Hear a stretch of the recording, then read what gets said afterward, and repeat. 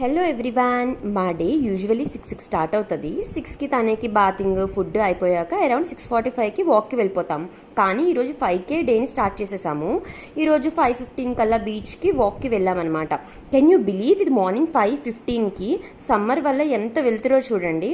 Usually Vizag బీచ్లో morning 5 to 7 వరకు ఇలా రోడ్స్ని బ్లాక్ చేసేస్తారనమాట వాకింగ్ కోసం. వెహికల్స్ని అస్సలు అలౌ చేయరు. సో చాలా ప్రశాంతంగా ఉంటుంది. బట్ ఎండ రానంత వరకేనండి.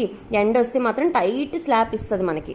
నాకు మార్నింగ్స్ బీచ్లో సన్ రైజ్ చూడడం అంటే చాలా ఇష్టం. ఒక విధంగా చెప్పాలంటే అలవాటు. మా డాడ్ నన్ను మా అక్కని చిన్నప్పటి నుండి సన్ రైజ్ టైంకి తీసుకుని వచ్చేవారనమాట బీచ్కి.